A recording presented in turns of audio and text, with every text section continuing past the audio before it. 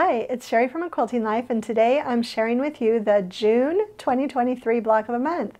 This is the 6th block. We are halfway through, and I think it's a really fun one. If you love flying geese, or if you want to practice on flying geese, you will have some flying geese to practice on here. But there are also a few half square triangles, so just a little bit of a more simple piece along with the flying geese, and I think it's a really cute layout. So let's go ahead and get started.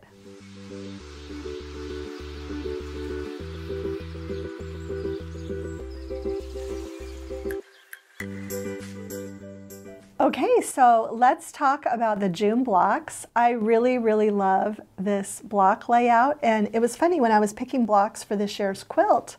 I just thought, why haven't I used this before in one of my block of the months? It's such a fun little layout. So each block features 2 different sizes of flying geese.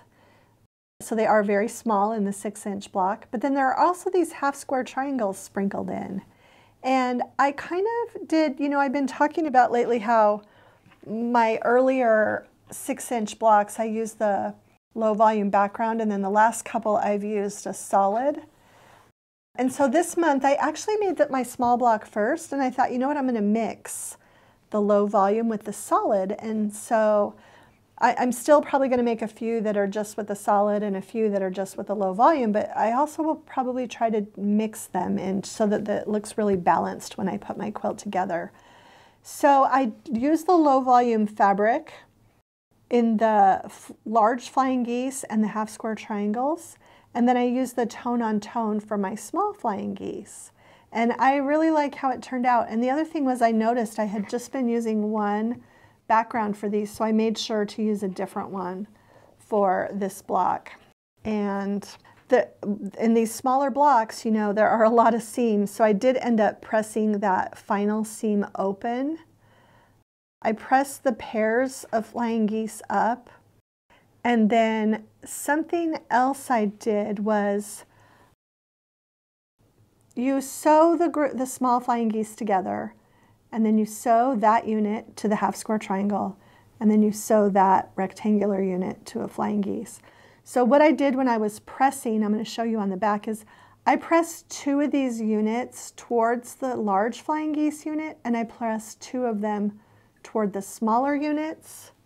So you can see this is pressed towards the large flying geese, but this one's pressed down, pressed towards the large flying geese, and this one's pressed down. And that way I got more of my seams to nest when I was putting it together, so it could be a little bit flatter.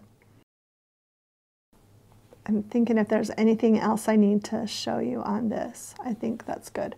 So I made my small block first, and then when I went to make my large block, I actually thought, well, I'll do the same thing. I'll do the background in the middle in just the tone on tone, and I'll do low volume outside, but I decided to use 5 different low volume prints on this one. So I used a different one for each of my large flying geese, and then I used the fun polka dot just for the half square triangles.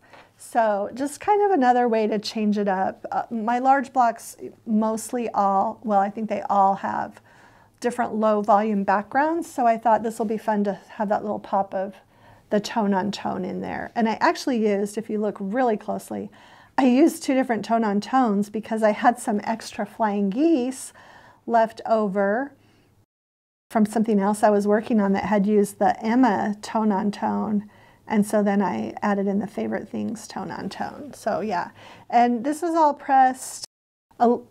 I forgot, and I pressed everything towards the big blocks. It doesn't seem to make as much of a difference on the bigger blocks. You can see it's not as bulky as when you're just sewing these small blocks. There's just a lot of fabric and a lot of seams in close proximity. But yeah, really love these blocks. Just want to show you also, I know I mentioned this before, but the Creative Grids Ultimate Flying Geese tool, it does make, let me just double check. Okay, so this will do the 2 flying geese sizes that you need for the large block, which is a 3x6 finished and a 1.5 by 3 inch finished. It does not do the smallest size for the 6-inch block. So block lock does have all the sizes that you need, but this little one, 3/4 of an inch by 1.5 inch finished, this was only on the block lock. So, and I just feel like you really don't need a block lock or even this type of a tool when you're making a huge flying geese block. It's just, they are still fine, but it's not as needed. But boy, when you make these little tiny ones, they look really good because I use this ruler. The ruler just really helps them to go together easily. So I will have all of these different rulers linked in the description too. But this one usually catches all the sizes, but this time it just didn't get that smallest size.